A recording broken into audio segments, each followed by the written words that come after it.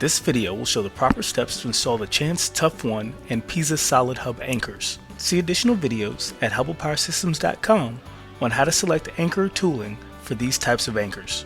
Start the anchor installation by threading the anchor rod to the anchor. In this installation, we'll be using a 7-foot anchor rod and a Tough One anchor.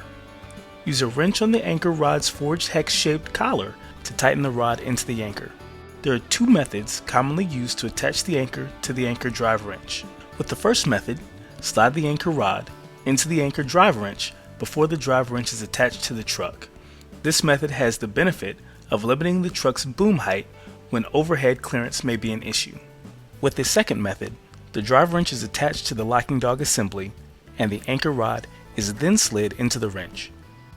The spring-loaded pins of the locking dog assembly will catch under the hex collar located at the top of the anchor rod. If the anchor is not held securely in the drive wrench, the anchor can slide off the end of the wrench during installation, causing damage to both the anchor and the drive wrench. These installation methods can also be used for the solid hub anchors. The square bar of the solid hub anchor fits inside the drive wrench. Start the anchor in a near vertical position. Use the boom to apply down pressure and start the installation. Starting the anchor at too steep of an angle may cause the anchor to walk across the ground surface. In this installation, the anchor is being installed directly behind the truck, with the anchor point angled towards the truck. Anchors can be installed at many different positions off the truck. It is best to try and limit the amount of side loading on the boom. After the anchor penetrates the soil, begin moving the boom to the correct guy angle. To help prevent damage to the anchor tooling, be sure to only move the boom when the anchor is rotating.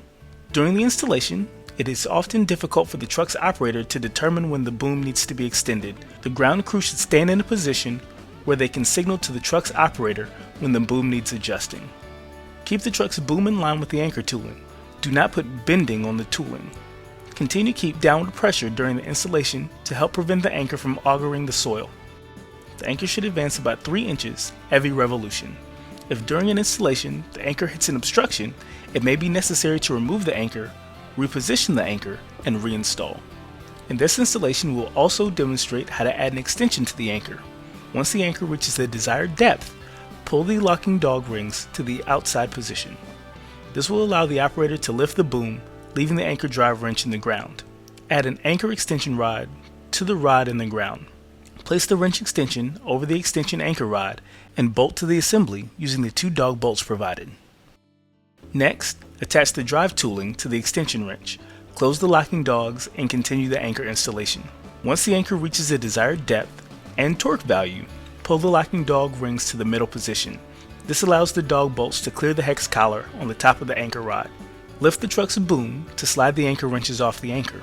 Due to the length and difficulty of removing the wrenches, it is recommended to only add 1 extension. Complete the anchor installation by screwing the eye-nut onto the anchor rod. The minimum installation depth should be about 5 feet measured vertically. When installing a 7-foot anchor rod, there should not be more than about 12 inches of rod extending above ground level. When an anchor is installed to shallower depth, there is an increased risk the soil will fail below the expected holding capacity.